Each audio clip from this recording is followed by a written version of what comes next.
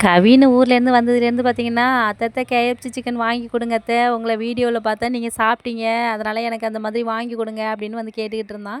"வாங்கி தரேன்ப்பா" அப்படின்னு சொல்லிட்டு இருந்தேன். 4 நாள் ஆயிடுச்சு வாங்கியே கொடுக்க முடியல. சரி இன்னைக்கு தான் போய் வாங்கினேன். இன்னைக்கு என்னன்னா காலையிலேருந்து யார் ஜெயிக்கிறான்னு பார்த்துக்கிட்டே இருந்தேன். விஜய் ஜெயிச்சிட்டாரு. சந்தோஷத்துல உடனே ஓடிட்டேன். ஓடி போயிட்டு பார்த்தீங்கன்னா, கேஎஃப்சி சிக்கனும் இன்னொன்னு வாங்கிட்டு வந்தேன். அது என்னன்னு கேட்குறீங்களா? கேக் வாங்கிட்டு வந்தேங்க. கேக் வெட்டலான்னு சொல்லிட்டு 2யும் வாங்கிட்டு வந்து அப்புறம் கவின கூப்பிட்டு கொடுத்தேன். வாங்கி சாப்பிட்டான். சாப்பிட்ட உடனே நானு, ரோஷினி, கவின்னு எல்லோரும் சாப்பிட்டுக்கிட்டு இருந்தோம். அப்புறம் பார்த்திங்கன்னா இன்னும் 3 பேர் வந்துக்கிட்டு இருக்காங்க. அடுத்த குரூப்பு ட்ரெயினில் வந்துக்கிட்டு இருக்காங்க நம்ம வீட்டுக்கு.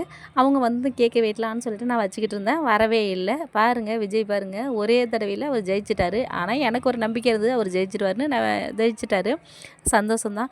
ஆனாலும் அவர் ஜெயித்தாலுமே எனக்கு எதுவுமே இல்லையே, கவர்மெண்ட் காசு எதுவுமே இல்லையே, என்னுடைய ஓட்டு ஐடி இல்லை, ஆதார் கார்டு இல்லை, எதுவுமே இல்லை. சரி இல்லைனாலும் பரவாயில்ல, கவர்மெண்ட் காசு கிடைக்கலனாலும் பரவாயில்ல, எனக்கு விஜய் ஜெயிச்சாரு, அதுவே ஒரே சந்தோஷமாயிடுச்சு. சரி பரவாயில்லன்னு சொல்லிட்டு அவங்க வருவாங்க கேக்கு வெட்டலான்னு பார்த்தா அந்த குரூப் வரவே இல்லை. எப்போ வருவாங்க எப்போ வருவாங்கன்னு வெயிட் பண்ணிக்கிட்டு இருந்தால் 11 மணிக்கு மேலே வந்தாங்க.